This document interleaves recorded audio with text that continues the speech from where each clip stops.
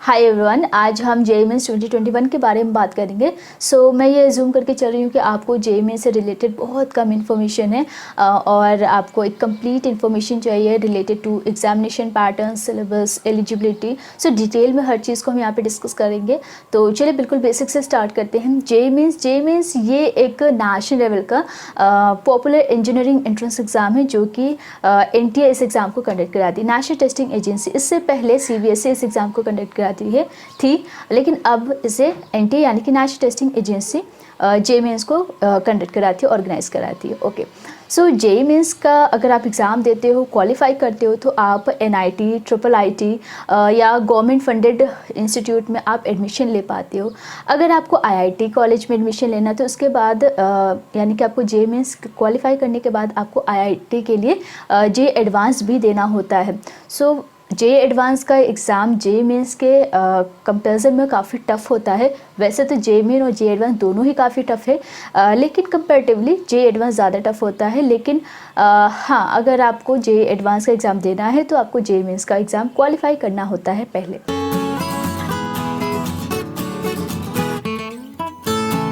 JEE mains का exam साल में 2 बार कंडक्ट कराया जाता है। आप दोनों ही बार अपीयर हो सकते हो। मैक्सिमम आपका जो नंबर ऑफ़ अटेम्प्ट्स है वो 3 है, और वो जो 3 एग्ज़ाम का नंबर ऑफ़ अटेम्प्ट है वो कॉन्जिक्यूटिव ईयर में होना चाहिए। ये नहीं कि आप इस साल दे रहे हो और इसके बाद नेक्स्ट ईयर ड्रॉप करके उसके बाद अगले वाले साल में दे रहे हो, तो ऐसा नहीं होना चाहिए। कॉन्जिक्यूटिव ईयर्स में ही आपका मैक्सिमम 3 नंबर ऑफ़ अटेम्प्ट्स है। और अगर आप दोनों ही जो साल में 2 बार एग्ज़ाम होता है, एक तो आपका जनवरी के मंथ में होता है, दूसरा आपका अप्रैल के मंथ में। तो अगर आप दोनों ही एग्ज़ाम देते हो तो दोनों में से जो बेस्ट स्कोर होता है उसके बेसिस पे उसको कंसीडर किया जाता है और उसके बेसिस पे आपको कॉलेज मिलता है। ओके, यहाँ पे गाइस जो 2020 का जो एग्ज़ाम था वो डिले हो गया था, जो आपका अप्रैल मंथ वाला जो एग्ज़ाम था, जस्ट बिकॉज ऑफ कोविड-19। उस वजह से थोड़ा जो शेड्यूल है वो डिस्टर्ब हो चुका है।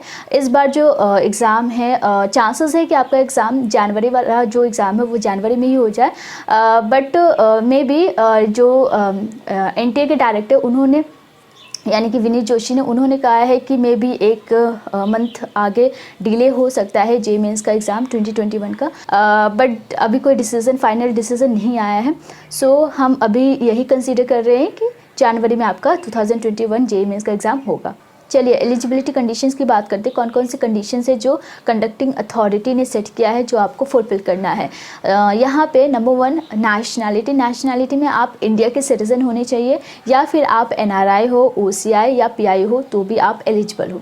नंबर 2 नंबर ऑफ़ अटेम्प्ट्स की बात करें तो जो कि मैंने ऑलरेडी बता दिया है, इसमें आपका जो मैक्सिमम नंबर ऑफ़ अटेम्प्ट्स है वो 3 है कॉन्जिक्यूटिव ईयर्स में जेईई मेंस के लिए।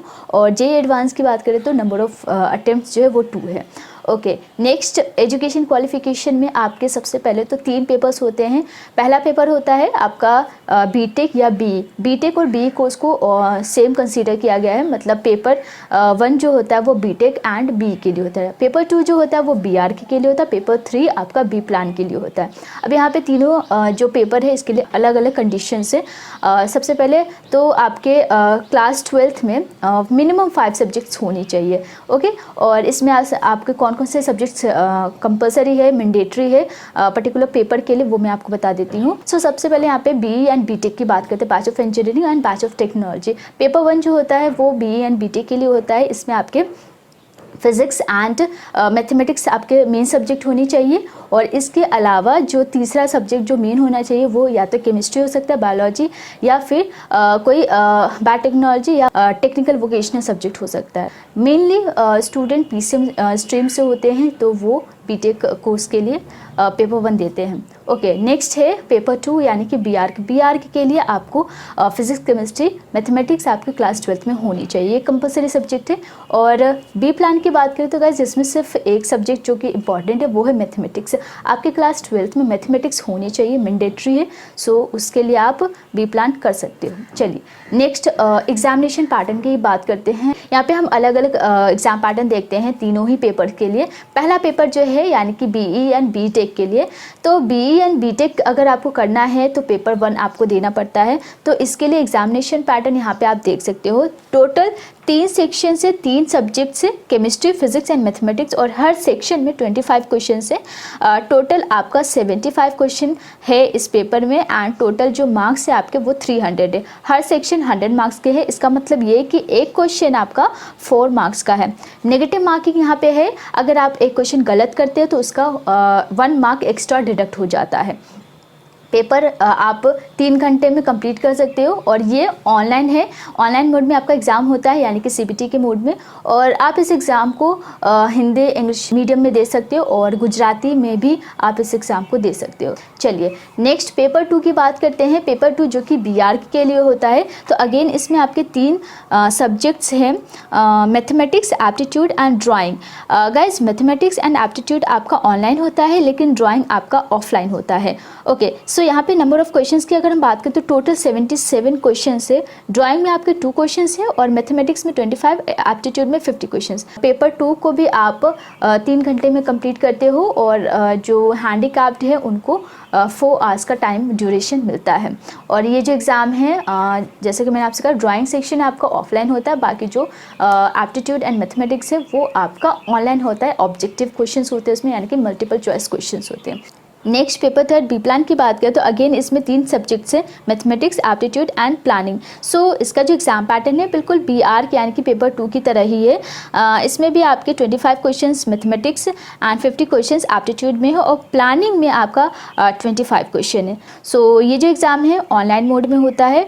इसमें भी आपके ऑब्जेक्टिव क्वेश्चंस ही होते हैं, और ड्यूरेशन की बात करें तो इसमें आपको 3 घंटे मिलते हैं, और डिसेबल कैंडिडेट को 4 घंटे मिलते हैं। गाइस कट ऑफ की बात करें तो JEE मेंस 2020 का कट ऑफ आप देख सकते हैं। कट ऑफ आपका कैटेगरी वाइज भी रिलीज़ किया जाता है। तो इस लिस्ट को देखने के बाद आप ये एज्यूम कर सकते हैं कि आपको JEE मेंस 2021 में कितना स्कोर करना है। एंड गाइस जैसे ही आपका एग्ज़ाम हो जाता है JEE मेंस का, उसके बाद रिजल्ट आता है, और रिजल्ट के बाद काउंसलिंग प्रोसेस होता है जिसका नाम है जोसा काउंसलिंग प्रोसेस। तो जोसा काउंसलिंग कैसे होता है, पूरा प्रोसेस क्या है, वो आपको समझना बहुत इंपॉर्टेंट है आपके लिए।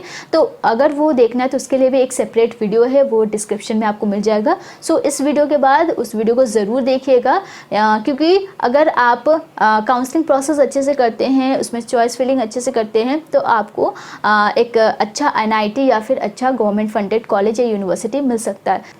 चलिए JEE मेंस एप्लीकेशन प्रोसेस की बात करते हैं तो एप्लीकेशन पूरा ऑनलाइन होगा, इसलिए आपको एप्लीकेशन फॉर्म बहुत केयरफुली बहुत अच्छे से फिल करना है। अगर कोई मिस्टेक्स हो जाएगा तो फाइनली आपको ही फेस करना पड़ेगा, इसलिए बहुत केयरफुली हर एक स्टेप को फॉलो कीजिएगा। चलिए तो सबसे पहले यहाँ पे जो NTA का मेन वेबसाइट है, ऑफिशियल वेबसाइट है, उसको आपको उस पर वहाँ पर जाना होगा। उसके लिए आपको डिस्क्रिप्शन में लिंक मिल जाएगा। उस वेबसाइट को सबसे पहले आप विजिट करोगे, और वहाँ पर जाने के बाद आपको online JEE main application form पे क्लिक करना है। उस पर क्लिक करने के बाद जैसे कि आप एक न्यू कैंडिडेट हो तो सबसे पहले आपको रजिस्ट्रेशन करना होता है, ठीक है, क्योंकि आप फ्रेशर हो। रजिस्ट्रेशन करने के बाद ही आपको लॉगिन करना था। अगर आप ऑलरेडी रजिस्टर कर चुके हो तो सिर्फ आपको लॉगिन करना है। तो यहाँ पे रजिस्ट्रेशन करने के लिए आपको रजिस्ट्रेशन पे क्लिक करना है, और उसको क्लिक करने के बाद आपको कुछ डिटेल्स फिल करनी है, like personal details, contact details and password choose करके आपको वेरिफिकेशन कोड उसमें डाल के एंटर करके आपको सबमिट कर देना है। सबमिट करने के बाद वो आपसे पूछते हैं कि फॉर्म में कोई भी एडिट करना है। तो अगर आपको एडिट करना है तो एडिट रजिस्ट्रेशन फॉर्म पे क्लिक करना है, अदरवाइज़ आप फाइनल सबमिट कर सकते हैं। फाइनल सबमिशन के बाद आपका जो मेन फॉर्म होता है वो फॉर्म फिल करना है। एप्लीकेशन फॉर्म बहुत अच्छे से फिल करना है। ये जो आपका फॉर्म है ये सबसे ज़्यादा इम्पॉर्टेंट है, और इसमें हर एक स्टेप, हर एक चीज़ जो भी आप फिल कर रहे हो बहुत अच्छे से रीचेक करके फिल कीजिएगा। ओके, जैसे ही आप एप्लीकेशन फॉर्म फिल करते हो उसके बाद आप सबमिट कर सकते हो। सबमिट करने के बाद आपका जो प्रोसेस आता है वो इमेज अपलोड करने का। सो यहाँ पे आप इमेज को स्कैन करके अपलोड करते हो, तो यहाँ पे आपको फ़ोटोग्राफ एंड सिग्नेचर को अपलोड करना होता है। सो यहाँ पे जो फोटोग्राफ है आपका कलर्ड भी हो सकता है और ब्लैक एंड वाइट भी हो सकता है, लेकिन यहाँ पे फ़ोटो आपका क्लियर होना चाहिए। फ़ोटो के ऊपर आपका नेम एंड डेट होना चाहिए जब भी आप फ़ोटो ले रहे हो।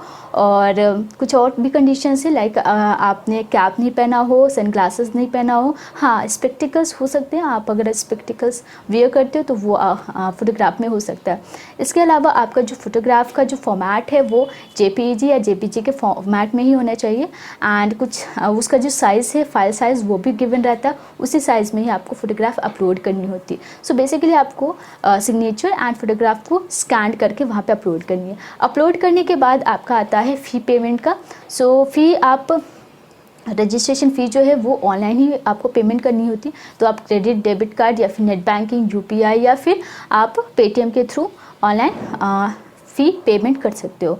सो फ़ी पेमेंट के बाद आपका आता कंफर्मेशन पेज आता है। उस कंफर्मेशन पेज को प्रिंट आउट निकाल सकते हो। गाइस, फोटोग्राफ आपके पास 6 to 8 आपके पास होना चाहिए, ताकि आगे जब फ्यूचर में काम आएगा सेम फोटोग्राफ ही यूज़ होने वाला है। चलिए, इंपॉर्टेंट डॉक्यूमेंट्स कौन कौन से हैं उसको अगर आपको देखना है तो वो आपको डिस्क्रिप्शन में लिंक मिल जाएगा आर्टिकल का। सो यहाँ पे आप एप्लीकेशन फ़ी देख सकते हैं। गाइस, अगर आप पेपर 1, पेपर 2 या पेपर 3 इन तीनों ही पेपर में से कोई एक पेपर के लिए अप्लाई करना चाहते हैं, तो अगर आप जनरल EWS या OBC से बिलोंग कर रहे हैं तो बॉयज़ के लिए 650 रुपीज़ है इंडिया में, एंड गर्ल्स के लिए 325 रुपीज़ है। आउटसाइड इंडिया में बॉयज़ के लिए 3000 रुपीज़, गर्ल्स के लिए 1500 रुपीज़ है। ओके, जो लोग ST SC या PWD से बिलोंग कर रहे हैं या ट्रांसजेंडर है तो उनके लिए इंडिया में 325 रुपीज़ है, बॉयज़ एंड गर्ल्स दोनों के लिए, एंड आउटसाइड इंडिया 1500 रुपीज़ है। ओके, नेक्स्ट, अगर आप BTech एंड BR यानी कि पेपर 1 एंड पेपर 2 के लिए अप्लाई करना चाहते हो, या फिर पेपर 1 पेपर 3 के लिए अप्लाई करना चाहते हो, या पेपर 1 पेपर 2 एंड पेपर 3 तीनों ही पेपर के लिए अप्लाई करना चाहते हो, या फिर पेपर 2 पेपर 3 के लिए अप्लाई करना चाहते हो, यानी कि यहाँ पे जो दो पेपर का जो कॉम्बिनेशन है, दो पेपर के लिए आप अप्लाई करते हो तो आपकी जो एप्लीकेशन फ़ी होगी कुछ इस तरीके से होने वाली है। जनरल EWS एंड OBC के लिए एप्लीकेशन फ़ी है बॉयज़ के लिए 1300, गर्ल्स के लिए 650 rupees, and outside India 6000 rupees boys के लिए एंड 3000 रुपीज़ गर्ल्स के लिए। अगर आप ST SC PWD या ट्रांसजेंडर से बिलोंग कर रहे हो तो आपकी 650 रुपीज़ है इंडिया में, और आउटसाइड इंडिया 3000 रुपीज़ है, दोनों ही बॉयज़ एंड गर्ल्स के लिए। सो ये था आपका एप्लीकेशन फ़ी। आई होप आपको application fee and application process हर एक स्टेप आपको समझ में आ गया होगा। स्टिल कोई डाउट है, कोई क्वेरीज़ है JEE Mains 2021 से रिलेटेड, तो आप अपने क्वेश्चन को कमेंट बॉक्स में लिख सकते हो, या फिर आप हमें इंस्टाग्राम पे भी फॉलो कर सकते हैं। ओके, ये जो JEE Mains 2021 का जो एग्ज़ाम है, अभी फाइनल कोई डिसीजन, फाइनल कोई नोटिफिकेशन नहीं आया है। जैसे ही नोटिफिकेशन आएगा आपको इस चैनल पे इन्फॉर्म कर दिया जाएगा। आप उसके लिए इस चैनल को सब्सक्राइब कर सकते हो और साथ ही साथ नोटिफिकेशन को भी ऑन कर सकते हैं। ओके, तो चलते हैं और मिलते हैं नेक्स्ट वीडियो में नेक्स्ट टॉपिक के साथ। So thank you so much and take care.